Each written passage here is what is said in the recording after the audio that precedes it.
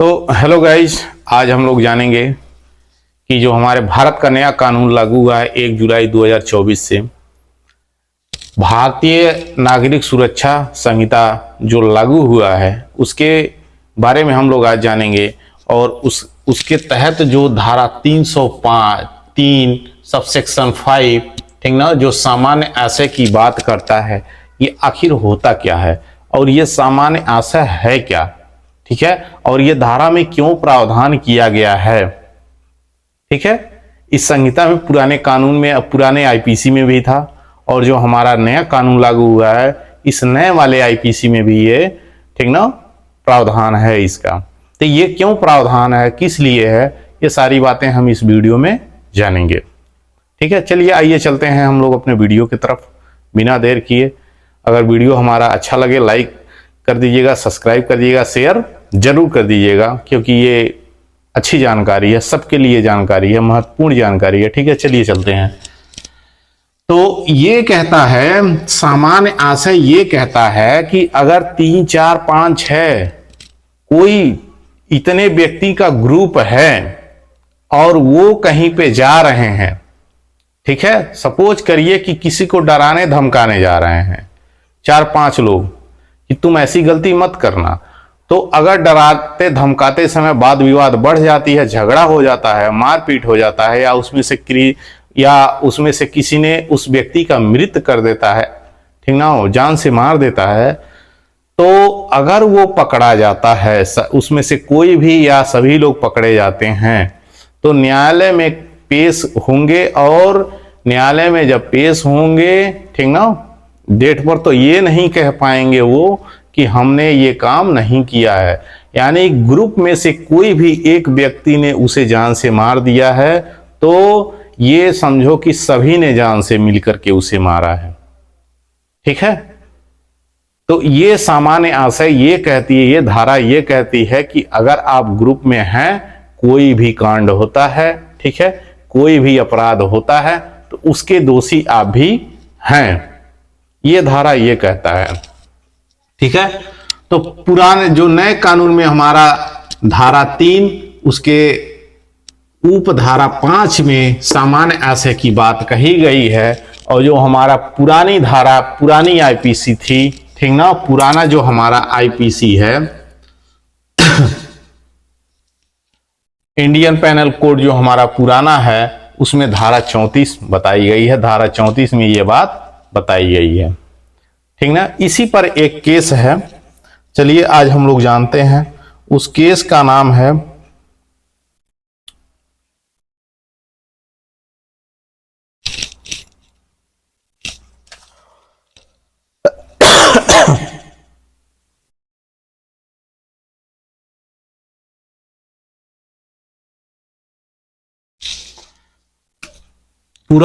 हमारा जो पुराना कानून है, ठीक है, उस पुराने कानून में एक केस है इसी धारा से संबंधित। चलिए हम बताते हैं। तो वो केस है वीरेंद्र कुमार घोष वर्सेस सम्राट, ठीक ना, ये केस है। इस केस को, ठीक ना, पोस्टमैन की इसमें एक कहानी है। पोस्टमास्टर हत्या भी, इस केस को पोस्टमास्टर हत्या के नाम से भी जाना जाता है। ठीक है, इस केस में हुआ यह था कि 3 व्यक्ति थे। कितने व्यक्ति? 3 लोग थे, 3 व्यक्ति थे, और ये पोस्टमास्टर अपने कमरे में, अपने रूम में, ठीक ना, डाक घर में ये पैसे गिन रहा था। क्या कर रहा था? पैसे गिन रहा था। तो जो ये 3 व्यक्ति थे पीछे के आंगन से पिस्तौल लेकर के कूद गए इस पोस्टमास्टर के डाकघर में। इस पोस्टमास्टर के पास पहुंचे और एक ने पिस्तौल, पहले एक ने इसे पैसे मांगे पोस्टमास्टर से, दूसरे ने क्या किया, पिस्तौल तान दिया। ठीक है, तो अभी एक पैसा मांग ही रहा है तो दूसरे ने उसके सर पर पिस्तौल तान दिया, कहा कि पैसा नहीं दोगे तो मैं तुम्हें मार दूंगा।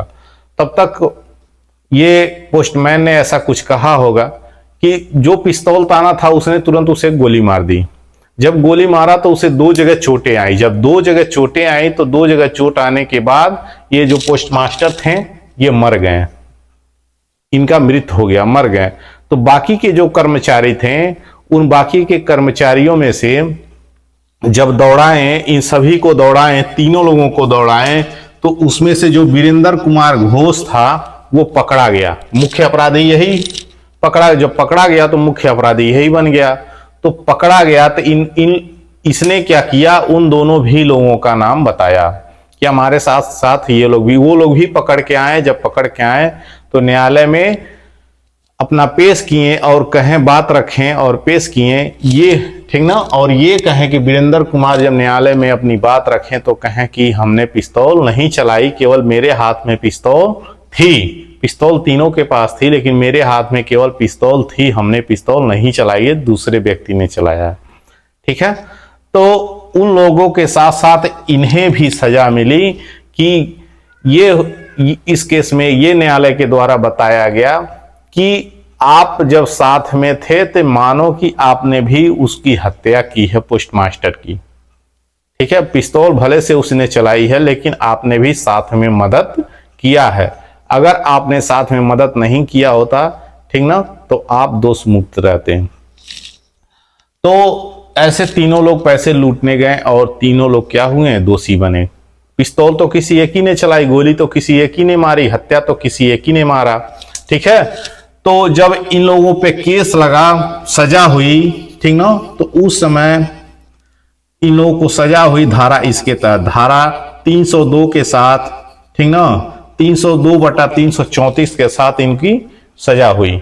लेकिन अब जो हमारा नया धारा है, ठीक ना, अब अगर ऐसा केस आता है तो जो हमारा धारा है, नए कानून का जो धारा है, अगर ऐसी बात होती है, ठीक ना, जरूरी नहीं है पोस्टमास्टर की, किसी अदर की भी हत्या हो जाती है किसी के द्वारा, कोई मार देता है, साथ में कोई और भी रहता है, अगर इस तरह की केस आती है तो न्यायालय के द्वारा ये सजा सुनाई जाएगी 103, ठीक है, 103 सबसेक्शन 3(5). ये आपका हो गया हत्या की धारा, ठीक ना, हत्या के लिए दंड की धारा हो गई। और ये जो हो गया सामान्य आशय, यानी कई लोग ने मिल करके हत्या किया है एक साथ, भले से किसी एक ही ने मारा है। आप देखते हैं कि जब किसी भी महिला की शादी होती है तो वो किसी कारणवश या किसी भी तरह से उस महिला का गला घोट करके या घर में ही मार देते हैं लोग।